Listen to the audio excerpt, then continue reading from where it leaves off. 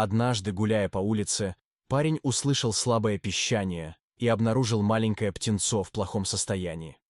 Сердце парня сжалось от сострадания, и он решил заботиться о нем.